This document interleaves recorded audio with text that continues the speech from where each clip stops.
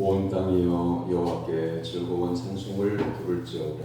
기쁨으로 여호와를 섬기며 노래하면서 그의 앞에 나아갈지어다. 여호와가 우리 하나님이신 줄 너희는 알지어다. 그는 우리를 지으신 이요 우리는 그의 것이니 그의 백성이요 그의 기르시는 양이로다. 하나님은 영이시니 예배하는 자가 영과 진리로 예배할지니라. 아멘.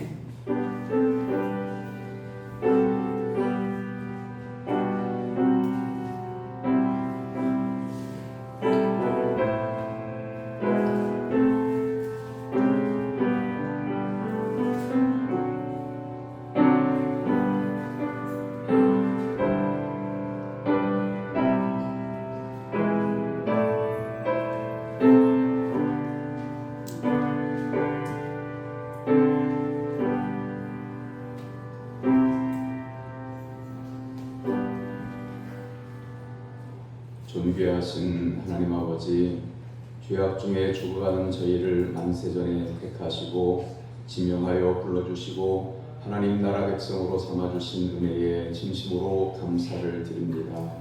오직 하나님만이 우리의 구원자이시요 홀로 찬양과 경배를 받으실 분임을 고백합니다.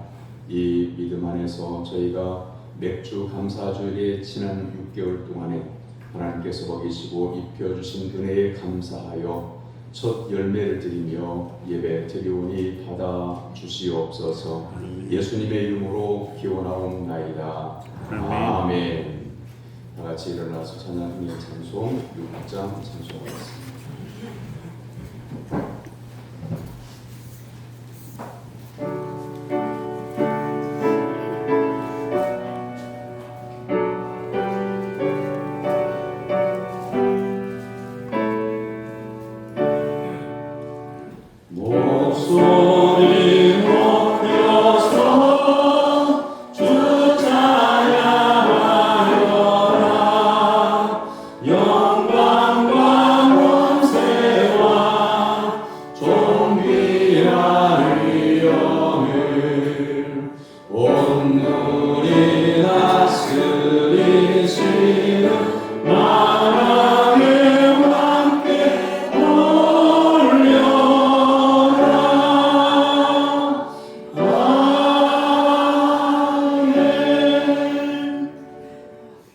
주보에 준비되어져 있는 고백이고 다같이 기도하겠습니다.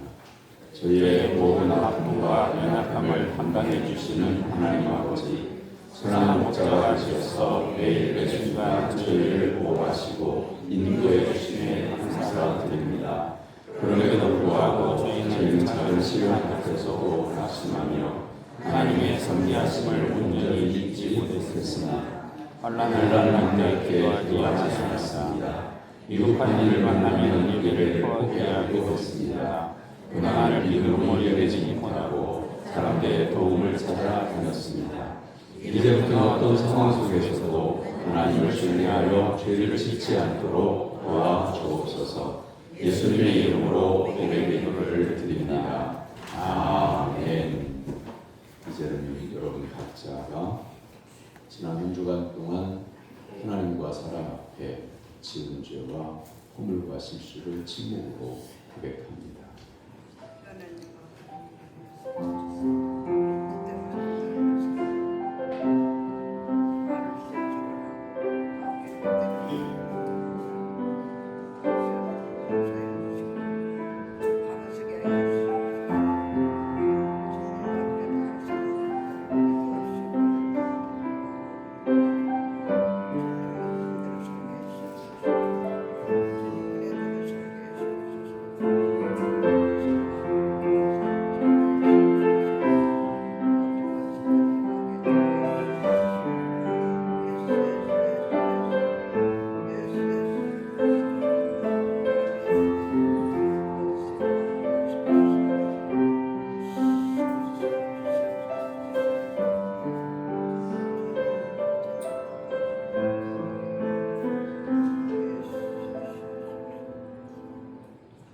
진심으로 동의하고 자복하는 성도들에게 하나님은 죄사함을 말씀으로 선언하십니다.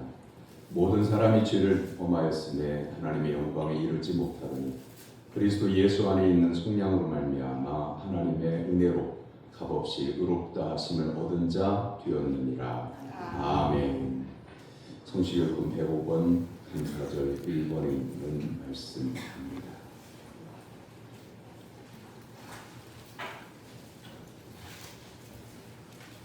여호와께 감사하라. 그는 선하시며 그의 인자심이 영원합니다. 여호와께 감사하고 그의 이름을 불러 아리며 그가 하는 일을 만민 중에 알게 하시리라. 그들이 광야 사막길에서 방황하며 거주할 성읍을 찾지 못하고 줄이고 복이 많아 그들의 영혼이 그들 안에서 기쁨하리라. 이에 그들이 근심 중에 여호와께 부르짖으매 그들의 고통에서 건지시고 꼭 바른 길로 인도하사 거주할 성읍에 이르게 하시리라. 여호와의 인자하심과 인생에 행하신 기적으로 말미암아 그를 찬송할지어다. 그가 사모하는 영혼에게 주님 영혼에 좋은 것으로 채워주시리로다. 아멘. 사도신경으로 신앙을 고백합니다. 나는 전능하신 아버지 하나님 천지의 창조주를 믿습니다. 나는 그의 유일하신 아들 우리 주 예수 그리스도를 믿습니다. 그는 성령으로 잉태되어 동정녀 마리아에 태어나시고 본디오 빌라도에게 고난을 받아 십자가에 못 박혀 죽으시고 장사된 지 사흘 만에 죽은 자 가운데서 다시 살아나셨으며 하늘에 오르시어 전능하신 아버지 하나님 우편에 앉아 계시다가 거기로부터 살아있는 자와 죽은 자를 심판하러 오시니라. 나는 성령을 믿으며 거룩한 공교회와 성도의 교제와 죄를 용서받는 것과 몸의 부활과 영생을 믿습니다. 아멘. 자리에 앉아서 588장 찬송한 다음에 다 같이 기도할 때 이영규 장로님 기도입니다.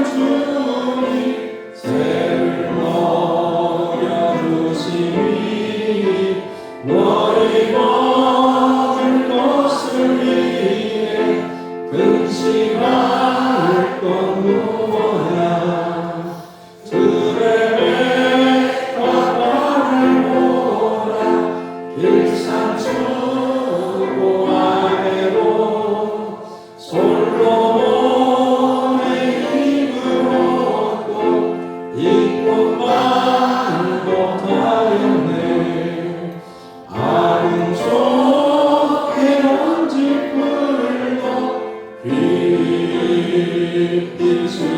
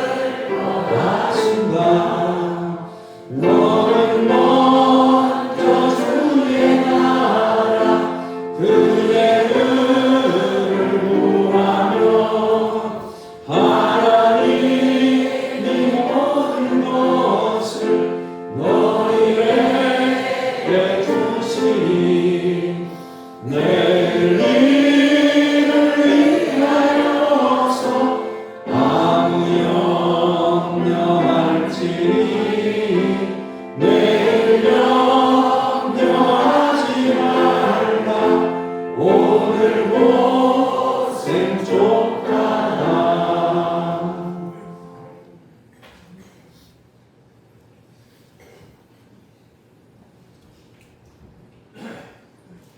거룩하신 전능하신 하나님 아버지 감사합니다. 우리에게 복 주셔서 가정과 일터와 기업, 교회를 안전케 하시고 일용할 양식을 채워주신 은혜에 감사드리며 거룩하고 복된 주일 신광교회 믿음의 권속들이 첫 열매를 드리며 감사했던 옛 성도들처럼 우리도 상반기의 모든 은혜를 기억하며 맥주 감사주일로 하나님께 예배를 드립니다. 하나님, 우리의 예배를 받아 주시옵소서. 하반기를 시작하는 7월의 첫 주, 우리는 다시 다짐합니다. 하나님의 말씀의 실천 후에 우리가 가야 할 곳에 가고 있어야 할 자리에 있고 해야 할 일을 할 수 있도록 성령의 능력으로 인도하여 주시옵소서. 하나님, 우리 죄를 회개합니다. 하나님께서는 우리를 사랑하시고 죄에서 구원하여 영원한 천국의 백성으로 인쳐주셨는데 우리는 하나님의 말씀에 순종하지 못하고 감사보다 불평이 앞섰고 이웃의 아픔을 외면했습니다. 세상의 악은 어떤 모양이라도 버리라 하셨는데 버리지 못했습니다. 하나님 용서해 주시고 성령님의 인도하심 따라 진리 안에서 선하고 바르게 살아가는 우리 되길 기도합니다. 전능하신 하나님 아버지, 우리에게 자비를 베풀어 주시옵소서. 하나님께서 주신 이 지구촌이 폭염으로 전쟁으로 지진으로 고통과 어려움 중에 있습니다. 잘 다스리지 못한 우리를 용서해 주시고 하나님의 창조 질서가 회복될 수 있도록 지혜 주시고 행하게 하여 주옵소서. 하나님, 권속 중에 영육의 아픔 속에 있는 권속들과 외롭고 어려움 중에 보살핌이 있어야만 하는 권속들이 있습니다. 우리는 찾아가 위로하게 하시고 하나님 치유하여 회복시켜 주시고 하늘나라의 소망을 잃어버리지 않게 하여 주옵소서. 목사님 말씀을 전하십니다. 하나님의 말씀으로 영의 양식을 공급함에 부족함이 없게 하시고 지역 주민의 영혼 구원을 위해 무릎 꿇고 가슴치며 간절히 기도하고 수고하고 있습니다. 성령의 능력을 주시고 성도들을 협력하여 우리 교회가 오고 싶어하는 교회, 오면 영혼이 잘되고 범사가 잘되고 행복이 넘치는 교회 되게 하시고 말씀이 저희의 삶을 새롭게 하는 능력이 되게 하옵소서. 찬양대가 기도하며 준비한 찬양을 하나님께 올립니다. 영광을 받으시옵소서. 하나님, 우리들 세상으로 나아갑니다. 우리와 하나님과의 관계를 끊으려 하고 뒤집게 하려는 사탄 마귀와 대적할 때 믿음으로 싸워 반드시 이길 수 있도록 성령님 역사해 주시고 생활 중에 예수님을 전하며 복되게 살아가는 우리 되길 기도합니다. 우리와 동행하여 지켜주시고 안전케 하시는 예수님의 이름으로 기도합니다. 아멘.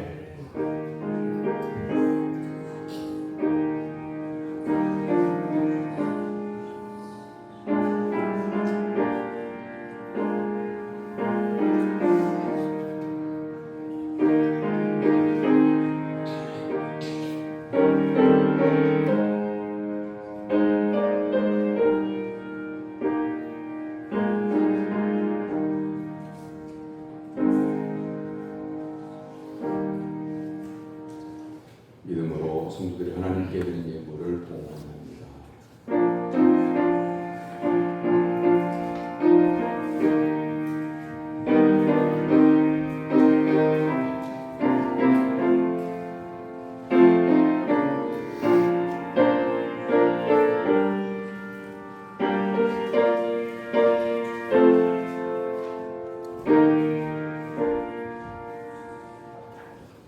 우주 만물의 창조자이신 하나님 아버지, 우리의 삶에 베풀어 주신 모든 은혜를 감사하는 맥주 감사 주일을 허락하여 주시니 감사를 드립니다. 하지만 저희들의 지나온 삶을 돌아보니 하나님께서 주신 평안함 속에서 살면서도 평안함을 몰랐습니다. 하나님께 주신 많은 복을 받았음에도 불구하고 감사하지 않았고 하나님께서 주신 선한 것을 깨닫지도 못했던 저희들의 불신앙을 용서하여 주옵소서. 믿음의 눈을 열어주셔서 이 모든 하나님의 은혜와 평강과 사랑과 복을 바로 알게 해주시고 기쁨을 누리며 하나님께 영광 올리며 살도록 인도하여 주옵소서. 베풀어 주신 은혜에 감사하여 예물을 구별하여 드립니다. 하나님께 주신 것을 다시 하나님께 감사의 표시로 드립니다. 저희의 믿음과 준비한 손길을 기쁘게 받으시고 더 많은 것을 드릴 수 있도록 물권과 영권을 허락하여 주시옵소서. 소득의 11조를 드립니다.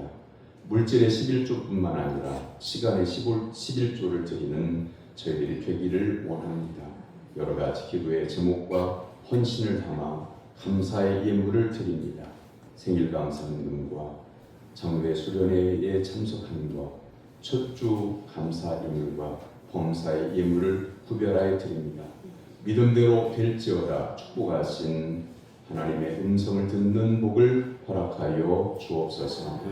이 성물을 관리하는 재정부원들에게도 믿음과 능력을 허락하여 주셔서 맡겨진 일 잘 감당하게 해주시고 기업으로 주신 기업이 번창케 되는 은혜를 베풀어 주옵소서. 하나님 앞에 정하고 드린 예물이 있습니다. 약속을 지켜서 주일헌금을 드리고 건축헌금을 드리며 선교헌금을 드리고 일천번제 예물을 기도하면서 준비하여 드려오니 이 예물을 받으시고 약속된 복이 그 가정에 그 산업에 임하도록 인도하여 주옵소서. 하나님 앞에 성미를 구별하여 드립니다.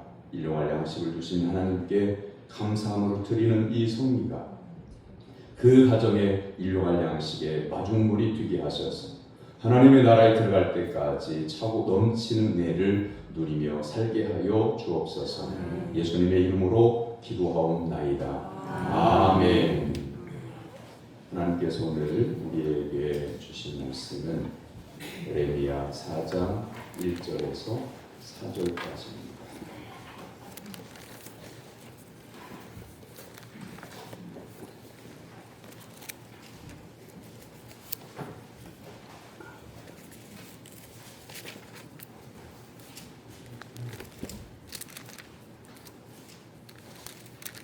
예레미야 4장 1절에서 4절까지 구약성경 재흥경책은 1054쪽입니다.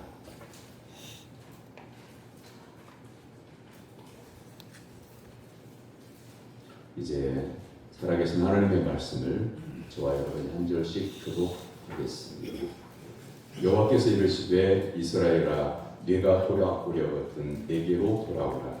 네가 만일 나의 목전에서 가증한 것을 버리고 내가 흔들리지 아니하며 진실과 전의와 공의로 여호와의 성을 두고 맹세하노니 나라들이 나로 말미암아 스스로 복을 빌며 나로 말미암아 자랑하리라. 여호와께서 유다와 예루살렘 사람에게 이와 같이 이르노라. 너희 묵은 땅을 갈고 가시덤불에 파종하지 말라. 유다인과 예루살렘 주민들아 너희는 스스로 할례를 너희 마음 가죽을 베고 나 여호와의 소리라. 그리하지 않으면 너희 행악으로 말미암아 나의 분노가 불같이 일어나 사르니 그것을 끌 자가 없느니라. 아멘. 이는 살아계신 하나님의 말씀입니다. 찬양대가 찬양하는 하나님께 영광을 올려드리겠습니다.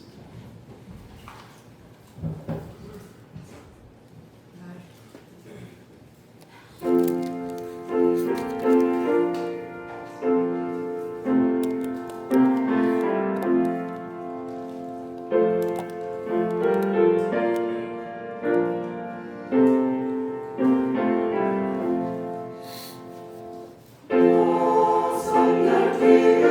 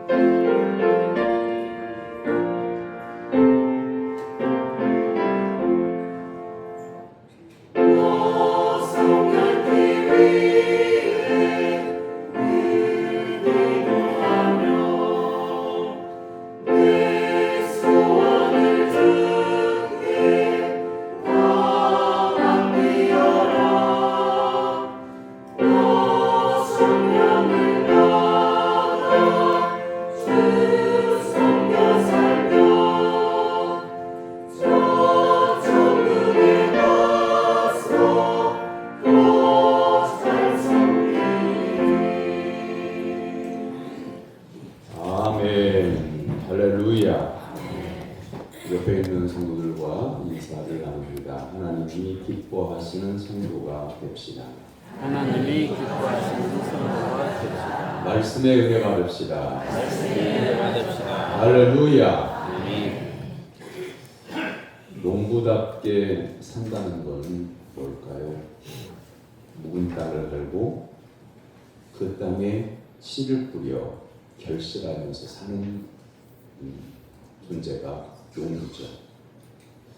하나님께서는 선지자 예레미야를 통하여 농부 같은 백성에게 땅을 갈아엎고 가시덤불에는 파종하지 말라 이렇게 말씀하십니다.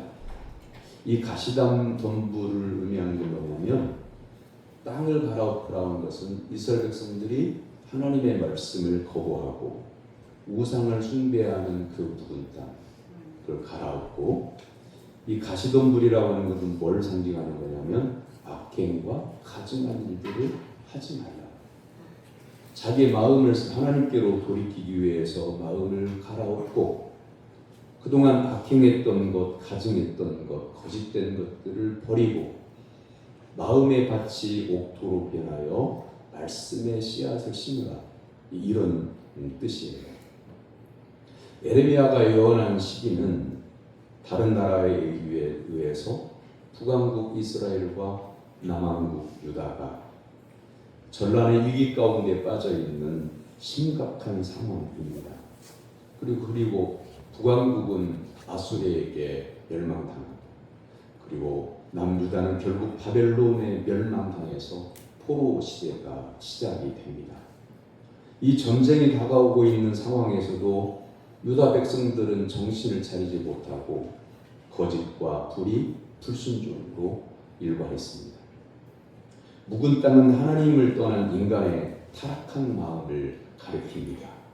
가시덤불로 인해 황폐해진 땅에서 어떤 생명도 자랄 수 없듯이 말씀을 버리고 타락한 이스라엘 백성들의 마음속에 있는 정의가 말씀이 존재할 수가 없었습니다. 그래서 이것을 갈아엎고 새로운 씨앗을 뿌려 정성껏 가꿔야 하는 것이 성도의 삶입니다. 농부가 밭을 갈고 씨앗을 뿌리고 가꾸고 거두어 드리는 것이 평생의 직업이듯이 성도가 묵은 마음을 갈아엎고 말씀의 씨앗을 받아들여 그 말씀의 결실로 살아가는 삶이 성도의 삶임을 오늘 본문은 우리에게 교훈합니다. 첫 열매가 왜 중요하냐? 첫 열매를 드림으로 인해서 그 첫 열매가 하나님께서 주신 것에 대한 감사함으로 시작할 때 믿음으로 나의 모든 것도 하나님께 주신 것입니다 라고 하는 고백으로 수확하게 된 것을 감사함으로 하나님께 첫 열매를 드리며 그 첫 열매 다음에 수확하는 것들에도 하나님의 은혜가 임하고 마지막 수확물을 거두어 드릴 때까지도 하나님께서 인도하시고 보호하시기 때문에 이스라엘 백성들은 이걸 경험하고 첫 열매를 드릴 뿐만 아니라 첫 아들도 하나님께 구별하여 드리는 상징적인 제사를 드리기도 해요. 그래서 이스라엘 백성들은요 무엇을 하든지 처음 것을 굉장히 중요하게 여겼어요. 왜냐하면 첫 열매를 하나님께 감사함으로 드렸더니 중간의 열매도 마지막 열매까지도 하나님께서 보증해 주신다는 것을 경험했기 때문인 거죠. 예수님이 부활의 첫 열매가 되셨다라고 하는 것은 예수님 이전에 죽었던 성도들과 예수님 당시에 예수님을 믿는 성도들과 예수님 이후에 장차 이 땅에 오고 태어나고 살아갈 그 성도들의 죽음의 문제까지도 예수님께서 부활의 첫 열매가 되심으로 예수님 믿는 자들이 계속해서 부활할 것임을 의미하기 때문에 예수님의 부활을 첫 열매라고 하는 겁니다. 그래서 이 첫 열매가 굉장히 중요합니다. 사랑하는 성도 여러분, 여러분은 지금까지 살면서 여러분이 노력해서 땀 흘려서 얻은 소득, 직장에서 일을 얻은 소득, 농사에 얻은 소득, 이게 내 노력의 결실이라고 생각하고 가족끼리 그걸 누리는 것에 만족하고 풍요로운 것에 만족하면서 하나님의 은혜에 대한 감사, 첫 열매를 드리고자 하는 믿음의 정신, 이 삶을 여러분이 살았는지를 봐야 합니다. 맥주감사주일에 잊지 말아야 할 일이 있습니다. 추수를 위해서 씨를 뿌리던 봄이 있었다고 하는 것을 기억해야 합니다. 지난번 만물이 소생하는 그때의 농부들은 부활절 종소리를 들으며 땅을 갈아엎고 파종을 했습니다. 마치 죄인들을 위해 고난받으시고 땅 속에 묻혀 장사 지른 바 된 예수 그리스도께서 부활의 첫 열매가 되어 믿는 성도들의 새 생명을 주셨듯이 그 땅 속에 씨앗이 자라나 추수할 결실이 들판을 덮은 겁니다. 하나의 씨앗이 이루어낸 이 풍요로운 결실, 죄의 뿌리를 잘라내시고 풍요한 생명의 결실을 주신 우리 예수님께 감사와 찬송을 올려드려야 합니다. 저희들이 살고 있는 이 땅은 메마르고 척박합니다. 아무 곳에서나 새 생명이 움트지 않습니다. 그 옛날의 유다 나라도 삶의 조건이 척박했고 지금 우리 민족의 삶도 복된 추수가 이루어지기 어려운 상황에 놓여 있습니다. 죄로 인하여 하나님 내리신 풍성한 새 생명의 결실을 받아 누릴 수 없는 지경이 되고 말았습니다. 그런데도 하나님께서는 우리에게 추수할 것을 내려주셨고 이 나라의 영적 평안과 풍요를 믿음의 성도들과 교회를 통해서 바로 세워진 교회를 통해서 허락하셨습니다. 많은 신학자들은 오늘의 본문을 가리켜 예언서 말씀 가운데에 가장 웅장한 말씀이라고 평가하면서 에레미야의 전체 신학을 함축하고 있는 구절로 봅니다. 그 까닭은 죄의 뿌리에 결정적인 일격을 가하는 말씀이기 때문이고 또한 그 말씀을 통해서 이스라엘 백성들이 말씀을 거부했던 그 묵은 마음의 밭을 갈아엎고 하나님의 말씀을 통해서 진리와 정의와 사랑과 은혜를 받아 누릴 수 있는 결정적인 말씀이기 때문에 그렇습니다. 에레미야 선지자가 활동을 시작하던 그때는 유대 나라의 운명이 강대국의 침략에 의해 풍전등화 같은 처지였습니다. 전통적인 강국이었던 애국, 북왕국 이스라엘을 멸망시킨 아수르, 새로 떠오르는 신강국 바벨론 등이 약한 유다 왕국을 바짝바짝 조여들며 침공했습니다. 경건한 믿음을 가졌던 요시야 왕이 애국과의 전쟁에 나갔다가 전사해 버리자 국가는 온통 절망의 분위기에 휩싸입니다. 그럼에도 불구하고 이런 어려운 시기에도 유다 백성들은 하나님의 말씀을 거부하고 악행을 저지르는데 멈추지 않았습니다. 그때만 해도 하나님께로 돌아왔다면, 정신을 차리고 하나님의 말씀을 받아들였다면 그들은, 그리고 유다는 멸망하지 않았을 겁니다. 사랑하는 성도 여러분, 하나님의 말씀에 순종하는 것은 여러분의 인생의 성공과 실패가 나뉘어지는 척도입니다.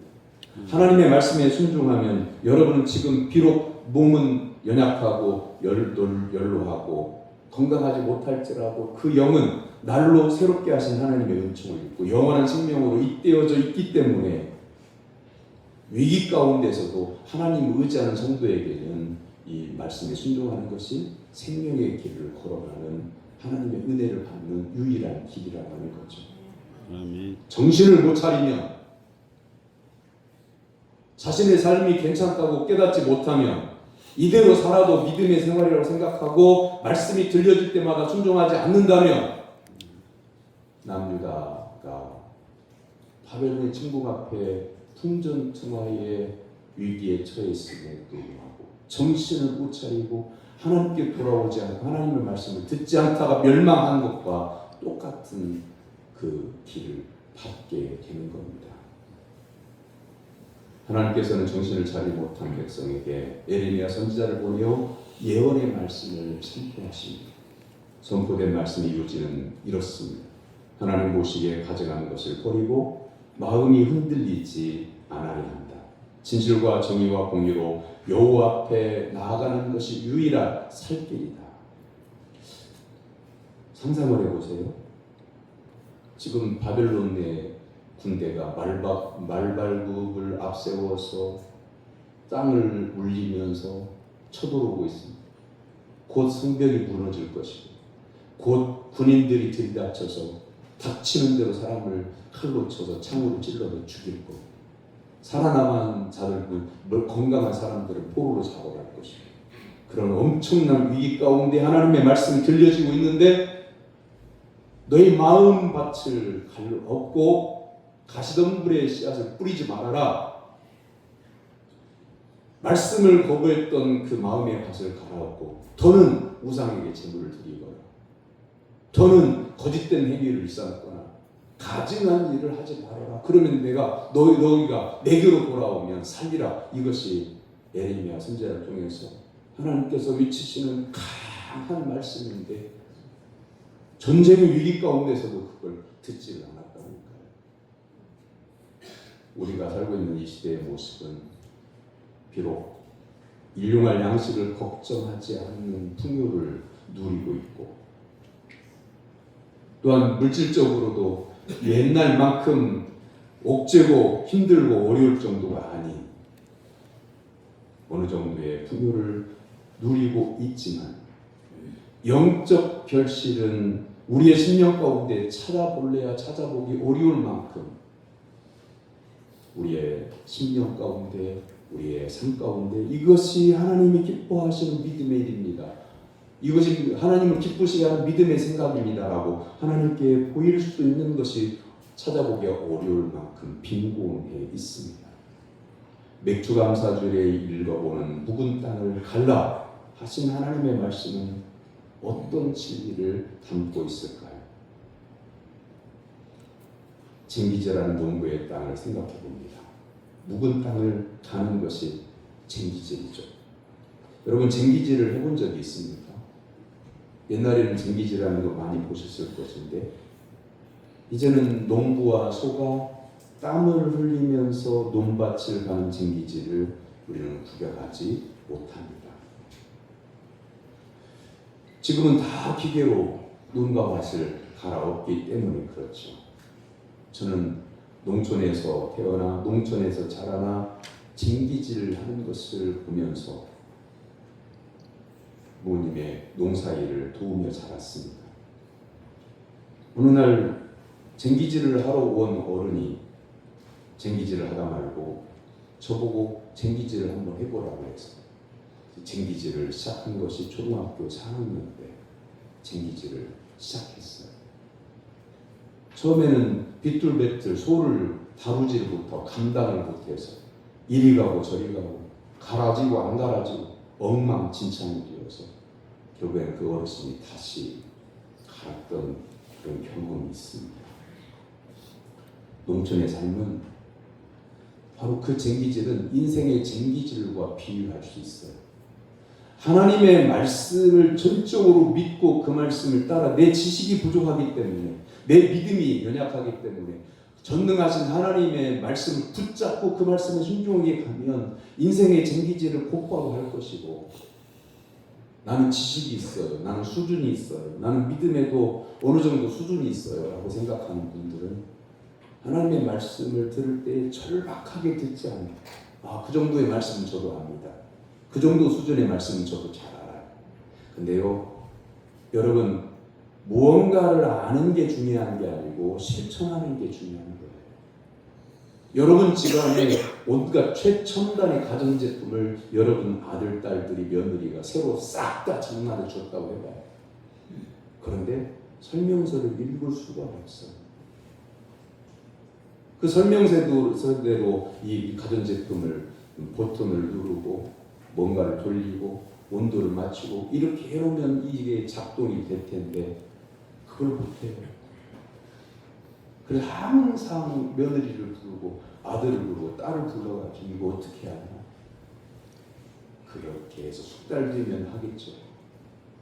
신앙생활도 마찬가지예요. 여러분 성경 구절이 이 말씀이 이 장절에 마태복음 몇 장 몇 절에 있다 이걸 아는 게 중요한 게 아니라 말씀을 듣고 말씀을 읽었으면 그 말씀을 따라해야 합니다. 그러니까 이 정도의 말씀은 안다, 이 정도의 말씀은 이해한다 이게 아니라 하나님의 말씀은 진리의 말씀이기 때문에 제가 따라갑니다. 그 사람이 신앙의 쟁기질을 잘 하는 사람입니다.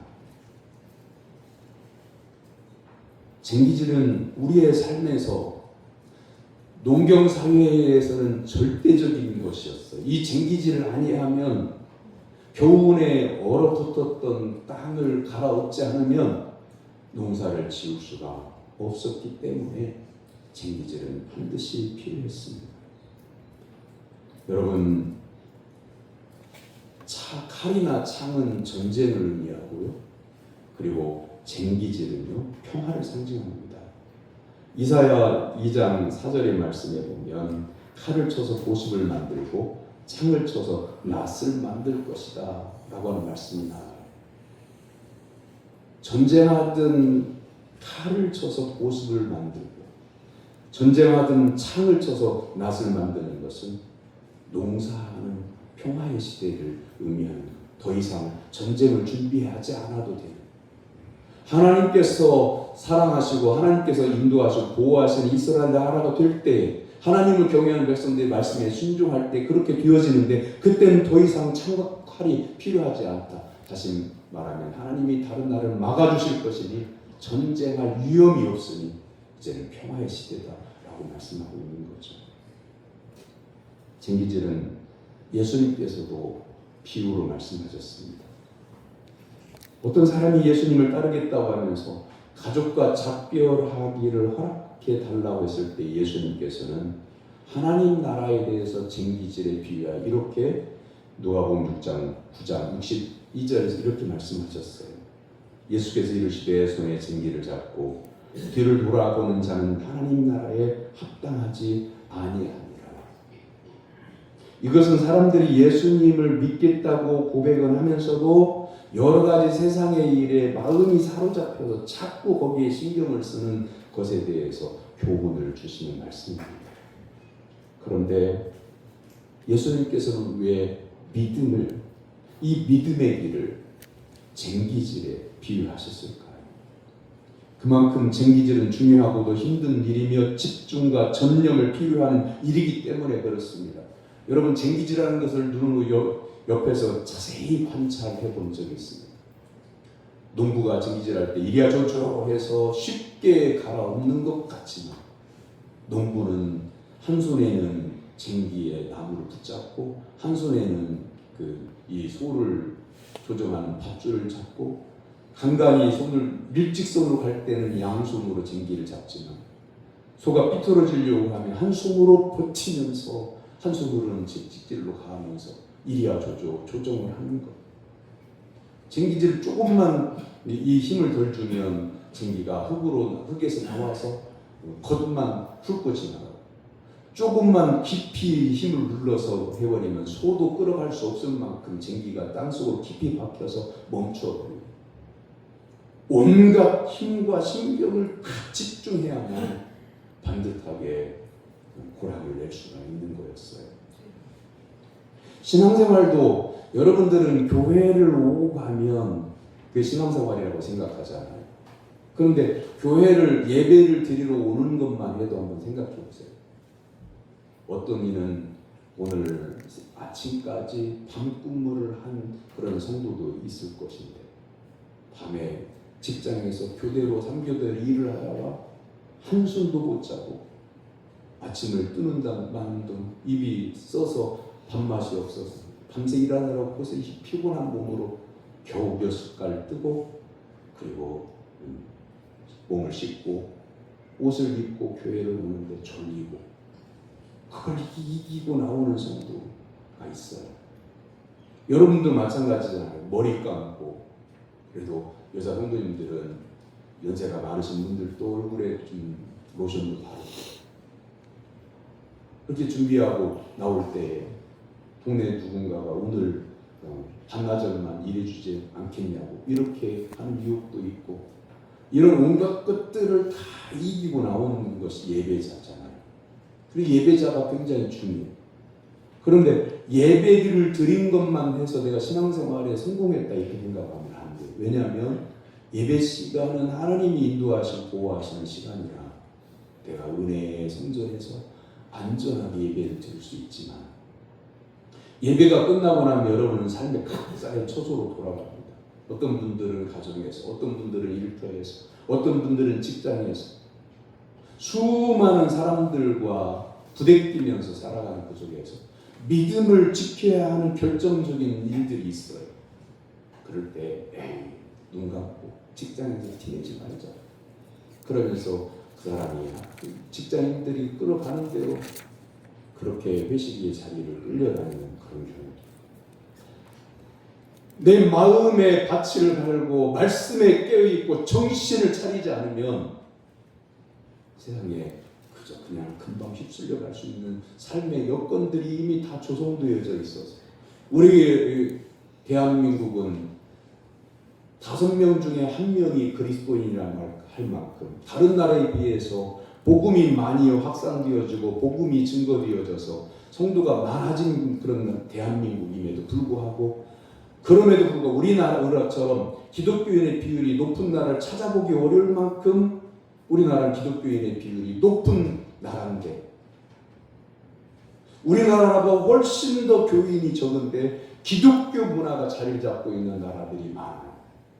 근데 우리나라는 5명 중에 1명이 기독교인인데 5천만 명 가운데 1,000만 명이 기독교인인데 아직도 우리나라는 기독교가 기독교의 정신이 기독교의 문화가 나라 전반에 자리를 잡지 못하고 있어요. 그리고 계속 세상으로부터 난타질을 합니다. 교회는 조금만 실수하면 교인들이 조금만 실수하면 교회 다니는 것들이 저런다. 며칠 전에 제가 식당에 갔다가 식당에 들어가는데 4명의 60대 여성들이 이렇게 밥을 먹고 나오면서 하는 이야기가 지나가는데 들렸어요. 교회 이야기였어요. 무슨 이야기를 하길래 교회 이야기를 꺼냈을까 하니까 2마디가 들렸어요. 교회를 다닌다고 해서 다 사람들이 좋은 거 아니야. 그 말을 곧 받아서 다른 아주머니가 하는 말이 교회에 다니는 놈들이 더 나쁜 놈들이 더 많아.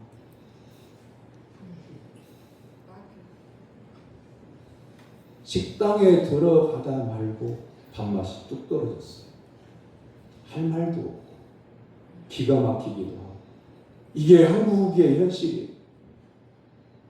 그럼 왜 예수 안 믿는 사람들이 걸핏하면 교회 다니는 것들 교회는 다 그래. 왜 그럴까요? 우리가 잘못 살아서 우리가 그들이 잘못 보는 게 아니라 우리가 잘못 살아서 그래요. 우리가 잘못 사는 게 뭘까요? 다른 거 없어요. 여러분 교회는 뭐 잔치도 많이 하고 찬양 축제도 하고 뭐 이런 행사도 저런 행사도 그래서 막 항상 차고 넘치는 것 같고 북적거리고 잔치 분위기고 그러면 즐겁고 기쁘고 이런 거 생각하지 않아요? 근데 교회의 본질은 예배에 있고 교회의 본질은 예배의 핵심은 말씀에 있어요. 그거 외에는 교회 안에 말씀의 진리가 성도들의 그 마음속에 흐르지 않고 생활 가운데 이루어지지 않으면 교회가 10,000명을 헤아리는 교회가 있고 세계 10대 교회가 한국에 있으나 많아한 거예요. 성도들의 마음속에 성도들의 생활 가운데 말씀이 흘러가지 않으면 교인의 숫자가 10,000,000명이라고 하는 게 그냥 숫자에 불과할 뿐이에요. 일본은요 기독교 인구가 1%, 국민의 1%. 그런데요 99%의 예수 안 믿는 사람들이 1%의 기독교인들을 무시하지 않아요. 왜요? 하나님 말씀에 1%의 성도들은요 하나님 말씀에 철저하게 순종해요. 하나님의 성경에 기록된 말씀이라고 하는 설교가 그 근거를 하게 되면 여기에 토실하지 않아요. 여러분이 왜 교회를 나옵니까? 여러분 예수님을 믿는 목적이 무엇입니까? 여러분이 축제하려고요? 여러분이 직분 받아가지고 다른 성도들에게 존경받기 위해서 그래서 교회를 다니고 신앙생활을 하는 거예요? 그걸 원하면 정치판으로 가세요. 내가 예수님을 믿는 이유는, 성도가 그 교회를 다니는 이유는 하나님의 말씀을 듣고 그 말씀에 순종하기 위해서 신앙생활을 하는 거예요. 다른 건 많이 하고 다른 말은 많이 하면서 하나님 말씀에 순종하지 아니하면 그것은요, 마음의 밭이 굳어져 있는 거예요. 가시덤불 위에 내가 생각하고 있는 좋은 것들을 거기다가 심는 거예요. 의미 없고요, 금방 말라져 버리고요, 결실하지 못해요. 우리가 사는 이 땅은 어떻게 되어집니까? 이미 구약성경 잠언서에서 이 시대를 이렇게 말씀하고 있어요. 좀 더 자자, 좀 더 졸자, 손을 모으고 좀 더 누워있자 하면 내 빈궁이 강도같이 오며 내 곰핍이 군사같이 이르리라. 잠언 6장 10절에 11절에 하나님의 말씀입니다. 단순히 내 방식대로 살아가면서 교회를 다니면 그게 신앙을 이루는 게 아니라 이 세상의 지식으로 굳어져 버려 있는, 인생의 내 경험관으로 인생관을 받은 정립된 이 마음이 굳어진 상태를 말씀으로 갈아엎고 복음의 씨앗을 심어야만, 그것도 부지런히라고 하는 말은 뭐예요? 막 땀 흘려서 열심히 그런 말이 아니라 끊어지지 않게 끊임없이 그런 뜻이에요. 말씀을 받아들이되 끊이지 않게, 기도를 하되 끊어지는 시간이 없게 늘 주님과 연결되어 있으므로 마음밭에 떨어지는 하나님의 말씀을 듣고 받아들이고 순종하고 그래야 믿음의 결실을 맺는 성도가 되기를 주님의 이름으로 축원합니다. 쟁기질을 해야 할 마음이 있습니다. 세상의 일에 지나쳐서 염려하는 마음이 바로 그 마음은 쟁기질을 해서 염려를 없애야 됩니다. 이렇게 해보면 어떨까요? 아더 랭커라고 하는 영국의 사업가가 있습니다. 그는 예수님을 믿는 사람이었으나 걱정도 많은 사람이었어요. 사업이 부도날 위기를 맞이할까봐 전전긍긍하고, 회사를 경영함에 있어서 회사가 잘못될까봐 늘 걱정하고, 가족의 문제 등으로 우리처럼 걱정을 많이 하면서 살았어요. 그렇게 걱정만 하던 아버는 어느 날 말씀을 듣고, 그래, 걱정하지 않기로 해요. 그래서 어떻게 했냐면, 걱정거리가 생기면 종이에다가 몇 월 며칠 어떤 걱정 쓰고는 종이 상자를 만들어서 거기에다 넣어놓고, 매주 수요일 날을 염려의 날이라고 그 종이 상자에다 붙여놓고 수요일마다 그걸 꺼내보는 거예요. 지난 일주일 동안 거기에 넣었던 걱정의 종이를 꺼내보면서 걱정했던 일들이 다 2, 3일 전에, 며칠 전에 다 해결되었다고 하는 것을 발견하게 돼요. 우리가 걱정하는 것의 75%는 일어나지 않는 일이라고 통계가 그렇게 나와 있어요. 내일이면 해결될 일을 오늘 해결이 안 되니까 걱정하며 지새웠던 그 마음을 내려놓고 예수님을 믿기에 예수님을 바라보면서 다시금 깨닫고 염려하지 않는 삶을 살게 되었다 하는 이야기예요. 마태복음 6장 34절에서 그러므로 내일 일을 위하여 염려하지 말라. 내일 일은 내일 염려할 것이요 한날의 괴로움은 그날로 족하니라. 예수님께서 말씀하십니다. 그 예수님 말씀하시는 성도의 마음밭은 예수님이 말씀하시는 것이 떨어지고 심어지는 옥토가 되어야. 여러분, 씨 뿌리는 비유를 잘 아시잖아요. 길갓과 돌밭, 가시밭, 그리고 옥토. 그건 각각의 성도의 어떤 사람은 길가밭이고 어떤 밭은 돌밭이고 어떤 밭은 가시밭이고 어떤 밭은 옥토고, 성도에 따라서 이렇게 나누어져 있는 게 아니라 한 성도의 마음속에도 예수님을 믿고 의지하는 마음이 온전해지면 목토인 거고요. 그 은혜를 받아서 감사함을 이렇게만 신앙생활하면 감사하겠다라고 마음을 놓아버려서 기도도 놓고 말씀에 순종하는 것을 놓았더니 점점점 목토에 풀이 나고 가시떨기가 나고 돌밭이 굴러오고 해가지고 이게 다른 밭으로 바뀌는 거예요. 한 사람의 밭을 얘기하는 거예요. 근데 길가의 밭이나 돌밭은 가시떨기의 밭은요, 이 세 가지 밭으로 내 심령이 가면 거기에는 말씀을 듣고 은혜를 받아도 깨달음은 있으나 그것이 지속되지 않기 때문에 곧 새들이 와서 쪼아버리고, 새들은 사탄을 얘기하는 거예요. 연약한 성도의 마음을 사탄은 다 압니다. 그래서 그 마음을 낚아채버려요. 그래서 정신을 차리고 내 마음의 밭을 갈아엎고 말씀의 씨앗을 내 마음에 담아야 심어야만 사단이 틈을 못하는 거예요. 그래서 하나님 그걸 이렇게 말씀하셔요. 정신을 차리고 깨어있어 기도하라. 내가 정신을 차리고 깨어있어 기도하다 보니 내가 지금 옥토가 됐다가 하나님의 은혜로 옥토가 됐다. 지금 가시밭기로 가고 있구나. 내가 돌밭기로 가고 있구나. 길가로 가고 있구나를 정신 차려 기도하다 보면 깨달아지기 때문에 매우 중요한 일인 거죠. 쟁기질을 하잖아요. 겨울에 얼어붙었던 땅도 쟁기질을 할 때 굳었던 땅이 부드러워져. 그리고 거기에 가시가 났던 가시떨기가 났던 것도 쟁기질을 할 때 갈아엎어지면서 없어져요. 잡초도 없어져요. 우리의 마음의 밭을 말씀으로 갈아엎을 때에 내 안에 돋아나 있던 가시도 내 안에 났던 믿음 없는 잡초도 제거가 되는 것이기에 하나님은 마음의 밭을 갈아엎으라고 말씀하고 있는 겁니다. 마태복음 13장 23절에서 예수님은 좋은 땅에 뿌려졌다는 것은 말씀을 듣고 깨닫는 자니 결실하여 어떤 것은 100배, 어떤 것은 60배, 어떤 것은 30배가 되느니라 말씀하십니다. 사랑하는 성도 여러분, 여러분의 신앙의 농사 작황은 어떻습니까? 여러분 지금 농가밭에다가 씨앗을 뿌려놓고 묘목을 심어놓고 잘 자라고 있는가 늘 가서 살피시잖아요. 잡초가 나 있으면 잡초를 뽑으시잖아요.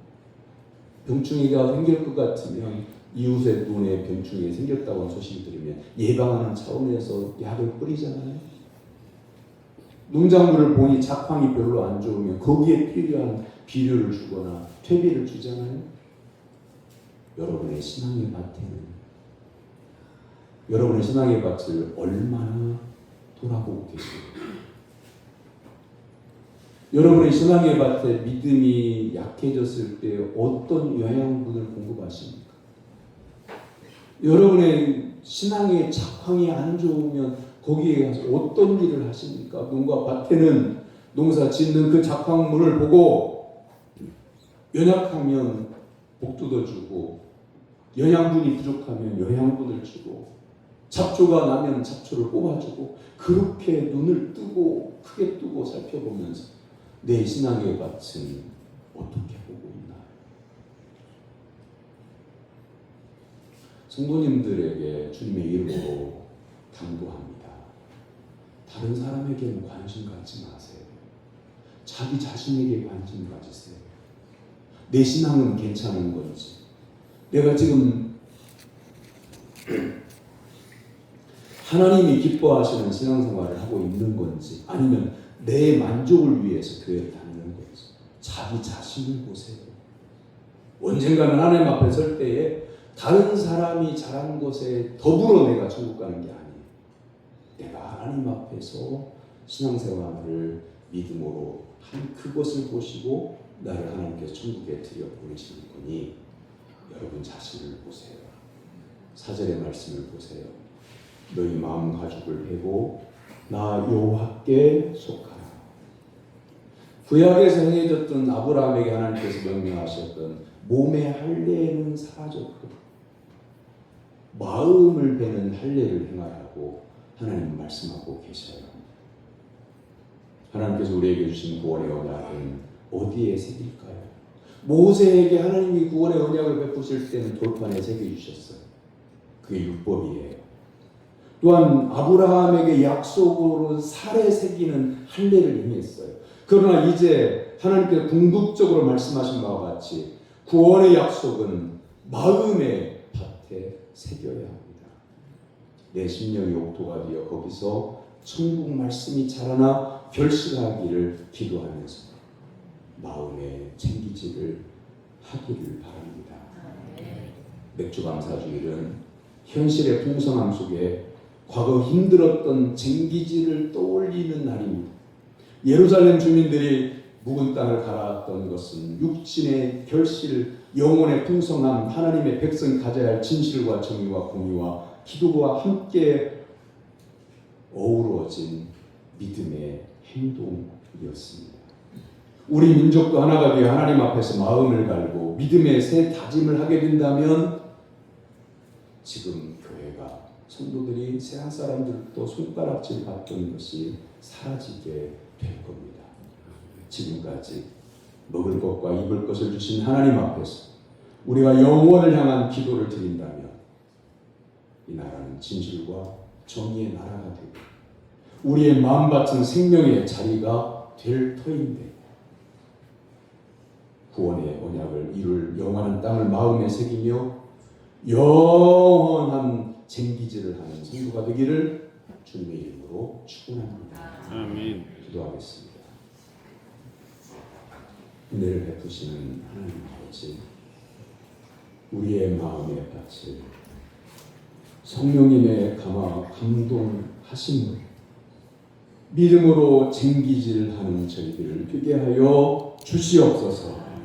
예수님의 이름으로 기도하옵나이다. 아멘.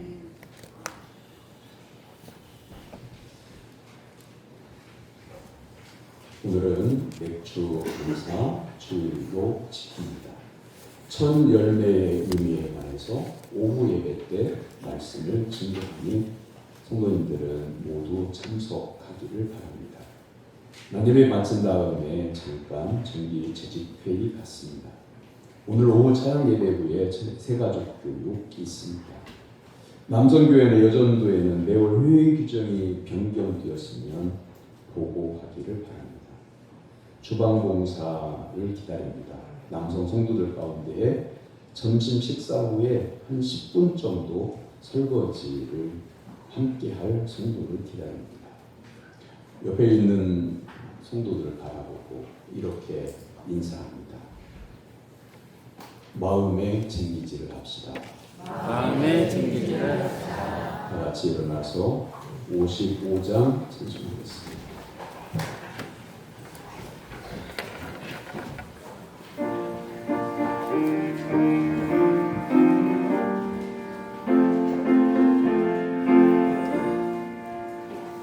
주 이름으로 모였던 우리가 지금 배부러질 때 언제나 함께 하시며 평안케 하소서. 아멘. 하나님의 사랑과 은혜로 구원받은 사랑 성도 여러분의 삶의 현장에서 말씀으로 살아갈 것을 주님의 이름으로 위탁합니다. 아멘. 여호와는 네게 복을 주시고 너를 지키시기를 원하며 여호와는 그의 얼굴을 네게 비추사 은혜 베푸시기를 원하며 여호와는 그 얼굴을 네게로 향하여 드사 평강 주시기를 원하노라. 아멘.